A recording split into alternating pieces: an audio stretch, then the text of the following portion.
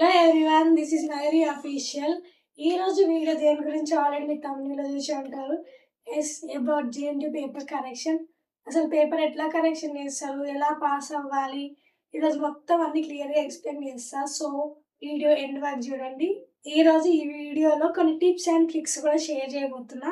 నేను ఆ టిప్స్ని ట్రిక్స్ని యూజ్ చేసి నా ఫస్ట్ అటెంప్ట్లోనే అన్ని క్లియర్ చేసుకున్నా. చెప్పాలంటే నేను అసలు ఫస్ట్ ఇయర్లో కాలేజ్ కూడా సరిగ్గా పోలే, క్లాసులు కూడా అటెండ్ కాలేదు. అయినా నేను అన్నీ ఆల్ క్లియర్ చేసుకున్నా. సో అందరికి షేర్ చేసి అందరికి కూడా యూస్ఫుల్ అవుతుందని ఈ వీడియో చేస్తున్నా ఈరోజు.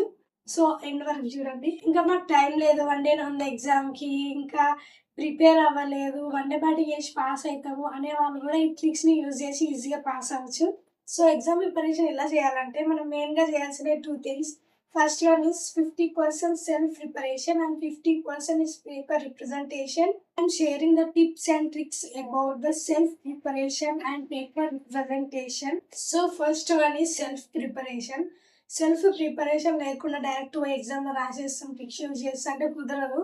ఖచ్చితంగా ఎంతో కొంత ప్రిపేర్ అవ్వాలి. అది ఎలా ప్రిపేర్ అవ్వాలి షార్ట్కట్లో అంటే, ఫస్ట్ మీరు సిలబస్ కాపీ తీసుకొని మొత్తం సిలబస్ కాపీ మొత్తం రాసుకోండి. ప్రతి టాపిక్ కూడా దాని డెఫినేషన్, హెడ్డింగ్స్, డయాగ్రామ్ ఈ 3 నేర్చుకోండి ఖచ్చితంగా. మనం ఎలా ప్రిపేర్ అవ్వాలంటే సబ్జెక్ట్స్లో 3 టైప్స్ ఉంటాయి మెయిన్గా. ఎట్లా అంటే థియరటికల్ సబ్జెక్ట్, మ్యాథమెటికల్ సబ్జెక్ట్, ఇంకా సిసి వాళ్ళకైతే కోడింగ్ సబ్జెక్ట్ ఉంటుంది. సో థియరటికల్ సబ్జెక్ట్లో మనం మెయిన్గా యూజ్ చేయాల్సినవి ఎలా ఎలా రాయాలి పేపర్లో అంటే హెడ్డింగ్, డెఫినేషన్, డయాగ్రామ్ 3 ఖచ్చితంగా ఉండాలి ఒక ఆన్సర్లో. మ్యాథమెటికల్ సబ్జెక్ట్లో అయితే ఖచ్చితంగా దాని ఫార్ములా, మెథడ్ ఉండాలి. అండ్ ఇంకా లాస్ట్ కోడింగ్ సబ్జెక్ట్స్లోనేమో దాని ప్రోగ్రామ్ ఉండాలి, కొంచెం థియరీ ఉండాలి. ఈ 2 థింగ్స్ గుర్తుపెట్టుకోండి. అండ్ మెయిన్గా అందరూ ఎగ్జామ్ టెన్షన్లో అన్ని సబ్జెక్ట్స్ ఒకటేసారి ప్రిపేర్ అవ్వడం స్టార్ట్ చేస్తారు.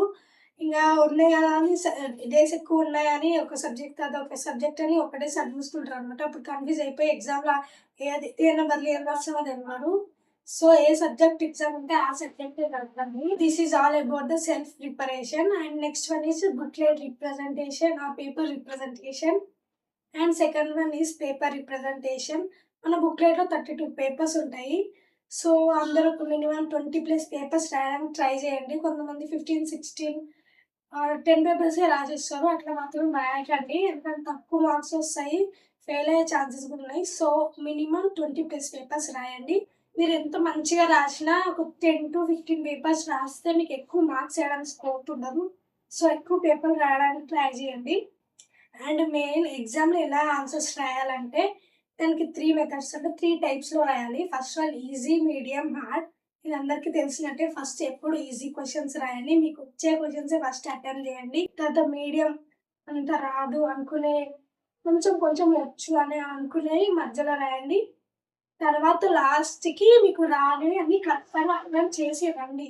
ఇది లేకుండా ఖచ్చితంగా దాన్ని ఎంతో కొంచెం అటెంప్ట్ చేసి రండి.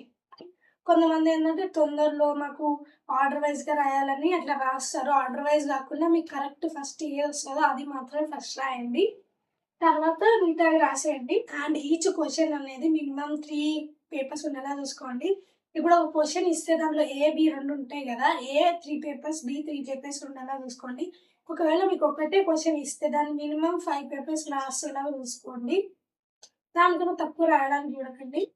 సో మీకు ఎగ్జాంపుల్గా చెప్పాలంటే బుక్లెట్లో first paper, second paper, third paper 3 papers రాయండి. ఒక ఆన్సర్ ఒకవేళ లాంగ్ క్వశ్చన్ ఒకటే ఇస్తే ఖచ్చితంగా 5 పేపర్స్ రాయాలి.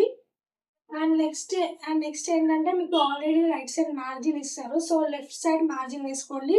కొంచెం ప్లేస్ అనేది తక్కువ మంచిగా కనిపిస్తుంది. ఆన్సర్ దగ్గర దగ్గర రాయండి, దూరం దూరం రాయకండి, అన్ని బ్యాడ్ ఇంప్రెషన్ వస్తుంది. అండ్ నెక్స్ట్ ఆన్సర్ అయిపోయాక ఖచ్చితంగా మార్జిన్స్ అయితే కొట్టండి. మార్జిన్స్ అనేది కొట్టి కొంచెం నీట్గా కనిపిస్తుంది పేపర్.